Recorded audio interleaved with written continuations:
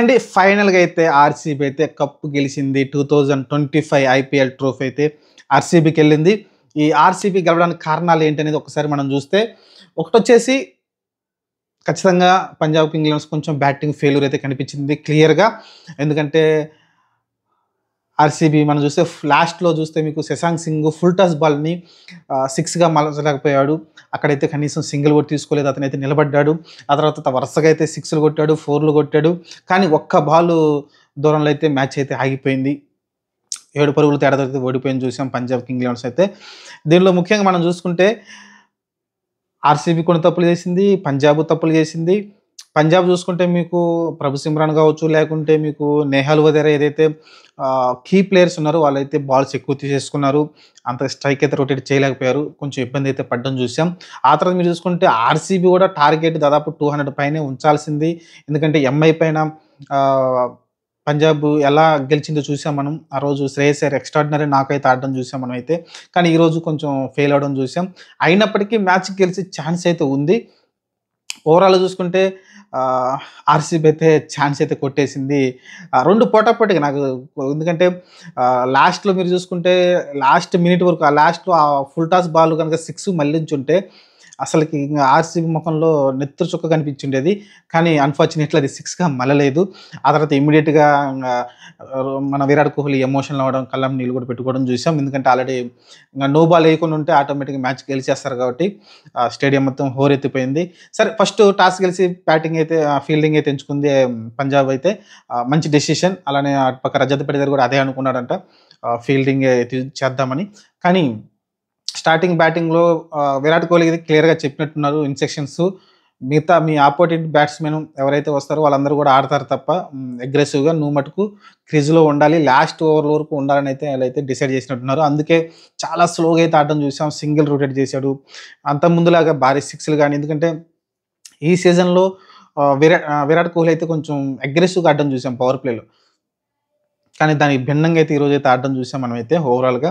ఆ తర్వాత మీరు చూసుకుంటే ఇంకా విరాట్ కోహ్లీ స్లోగా ఆడడము, స్కోర్ వచ్చేసి 190 దగ్గర ఆగిపోవడము, లాస్ట్‌లో వచ్చిన ఏ బ్యాటర్ కూడా పెద్దగా పెర్ఫార్మెన్స్ అయితే రాకపోవడము, ఇదంతా ఈ టార్గెట్ ఈజీగానే ఉంటుంది పంజాబ్‌కున్న టైంలో. పంజాబ్ ఇక్కడ తప్పేం చేసిందంటే పవర్ ప్లేలో చాలా తక్కువ వచ్చిందండి స్కోర్ అయితే. ఎందుకంటే ఆర్‌సీబీ కన్నా కూడా చాలా తక్కువ చేసింది.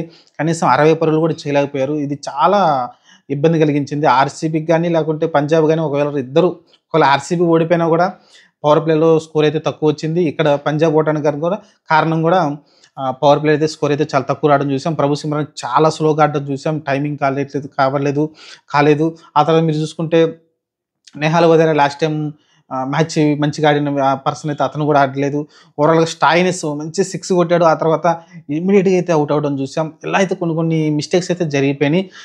ఎందుకంటే స్టాయినిస్ ఉన్నా కూడా ఒక 2, 3 భారీ 6లు కొట్టుంటే ఆటోమేటిక్‌గా పంజాబ్ వైపు మ్యాచ్ వచ్చి ఉండేది. కానీ ఆ టైంలో వరుసగా అయితే వికెట్లయితే పడిపోవడం చూసాం. ఒమర్ జాయ్, స్టాయినిస్ వరుసగా అయితే వికెట్లయితే పడిపోవడం చూసాం మనమైతే. దాని కారణంగా అయితే ఆర్‌సీబీ అయితే ఇంక్లూడ్ అయింది. కానీ ఒక మంచి మ్యాచ్ అయితే చూసామండి. ఎందుకంటే 2 టీమ్‌లు చాలా స్ట్రాంగ్‌గా కనిపించినాయి. ప్రతి దాంట్లో కూడా ఎందుకంటే బౌలింగ్ డిపార్ట్‌మెంట్ చూసుకుంటే చాలా యూనిటీగా అయితే ఆర్‌సీబీ అయితే కనిపించింది. హాజెల్‌వుడ్ కొంచెం ఎక్కువ ఎక్స్‌పెన్సివ్ అయినప్పటికీ క్రూషియల్ వికెట్ అయితే తీసుకోవడం చూసాం. ఆ తర్వాత మీరు చూసుకుంటే భువనేశ్వర్ కుమార్ గాని, యష్ దయాల్ గాని, చాహల్ మీరు చూసుకుంటే ఆహ్, మిగతా మిగతా బౌలర్స్ చాలామందున్నారు. షెపర్డ్ గావచ్చు, ఒక మంచి వికెట్ తీసుకున్నాడు. అతను గావచ్చు, ఎక్స్‌ట్రార్డినరీగా హ్మ్. కృణాల్ పాండ్యా గావచ్చు, అందరైతే తలా ఒక వికెట్ అయితే తీసుకోవడం చూసాం. ఓవరాల్‌గా అయితే శ్రేయస్ శర్మ గావచ్చు, మీరు చూసుకుంటే అందరు బౌలర్ అయితే ఎక్స్‌పెన్సివ్ ఒక హైజల్‌వుడ్ తప్ప మిగతా వాళ్ళందరూ కూడా చాలా కట్టడిగా అయితే బౌలింగ్ చేసి మ్యాచ్‌నైతే విజయంలో వాళ్ళైతే దోహదపడ్డారనుకోవచ్చు ఒక రకంగా చెప్పాలంటే. ఇంక బ్యాటింగ్ విషయానికొస్తే మీకు తెలిసిందే గదా! 2 టీముల్లో కొంతమంది ఫెయిల్ అయ్యారు. మంచి హిట్టర్స్ అనుకున్న వాళ్ళందరూ కూడా ఫెయిల్ అయ్యారు. ఇక్కడ చూసుకుంటే శశాంక్ సింగ్ లాస్ట్ వరకు పోరాడాడు తప్ప మ్యాచ్‌నైతే గెలిపించలేకపోయాడు. కానీ దానికి ముందు కొంచెం శ్రేయస్ అయ్యర్ నుంచి కొంచెం ఆ కెప్టెన్సీ నాకు కనీసం ఒక 30, 20 రన్స్ ఏదైనా అగ్రెసివ్ నాకొచ్చుంటే బాగుండనిపించింది. కానీ అక్కడైతే రాలేదు శ్రేయస్ అయ్యర్ నుంచి. కానీ క్రూషియల్ మ్యాచ్‌లో అయితే ఫెయిల్ అయ్యాడు శ్రేయస్ అయ్యర్.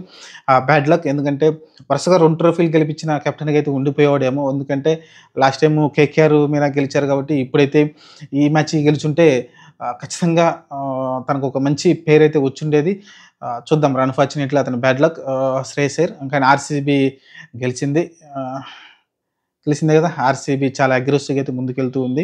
సరే ఫస్ట్ టైమ్ అయితే వాళ్ళైతే ట్రోఫీ గెలిచారండి. 18వ సీజన్. అంతకుముందు 17 సీజన్ల వరకైతే వాళ్ళు చాలా సార్లు ప్లే ఆఫ్‌కి వచ్చారు. 3 సార్లు ఫైనల్‌కి వచ్చారు. ఇది నాలుగోసారి ఫైనల్‌కి వచ్చారనుకుంటాను. చాలా సార్లు అయితే వాళ్ళు కష్టపడ్డారు. కానీ ఓవరాల్‌గా అయితే ఆర్‌సీబీ అయితే ఈరోజు గెలిసింది. చూద్దాం. నేనైతే పంజాబ్ గెలిస్తే బావుంటుందనుకున్నాను. ఎందుకంటే చాలా వాళ్ళ ప్లేయర్స్ గాని వాళ్ళందరూ గాని చాలా హ్మ్. అంటే ఆర్‌సీబీ కొన్ని లక్కుల మ్యాచ్‌లు గెలిచింది. కానీ పంజాబ్ అయితే చాలా కష్టపడి పైకొచ్చినట్టయితే అనిపిస్తుంది. టాప్ 1లో ఉందంటే చాలా కష్టపడొచ్చింది. చూద్దాం మరి. ప్రస్తుతానికైతే 2025 ఆర్‌సీబీ రిజర్వ్ అయింది. ఎందుకంటే టాప్ 2 మ్యాచ్‌లు గెలిచాయి కాబట్టి నో ప్రాబ్లమ్. ఎందుకంటే టాప్‌లో క్వాలిఫైర్ అయిన ఏదైతే ఉన్నాయో టీమ్స్ ఉన్నాయో టాప్ 1లో పంజాబ్ ఉంది. టాప్ 2లో ఆర్‌సీబీ ఉంది. ఈ 2 టీమ్‌లే గెలిచాయి కాబట్టి నో ప్రాబ్లమ్. ఎందుకంటే మీరు ఎంఐ గెలిచుంటే ఇంకా వేరేలాగుండేది. ఫిక్సింగ్, ఆ ఫిక్సింగ్, ఈ ఫిక్సింగ్ అని అలా ఏమి లేకుండా ఆర్‌సీబీ కలిసి ఒక వారం, 10 రోజులైతే ఈ రచ్చ అయితే నడుస్తుంది. గట్టిగా అయితే ఇంగ సోషల్ మీడియాలో ఆర్‌సీబీ పైనైతే చూద్దాం మరి ఏం జరగబోద్దో. ప్రస్తుతానికైతే కంగ్రాచ్యులేషన్స్ టు ఆర్‌సీబీ అలానే విరాట్ కోహ్లీ. ఎందుకంటే 17 సంవత్సరాలుగా ఆర్‌సీబీని తన భుజాలపైన మోసుకుంటూ వచ్చాడు. ఈ సీజన్ కూడా మంచిగా ఆడడం చూసాం. మరి దాని ఫలితం ఈరోజు కనిపించింది.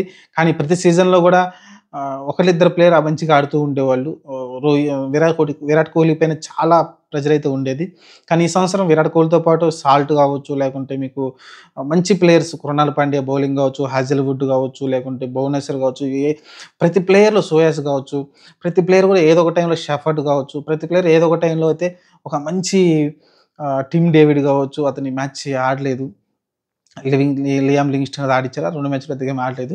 కానీ ప్రతి ఒక్కళ్ళు ఒక మ్యాచ్ విన్నర్ అయితే పుట్టుకొచ్చారు. అంతకుముందు ఓన్లీ డిపెండ్స్ విరాట్ కోహ్లీ మీద ఉండేది. కానీ ఈసారి టీమ్ వర్క్ కనిపించింది ఆర్‌సీబీలో. అందుకని ఈ విజయం సాధించారు. Congratulations to RCB team.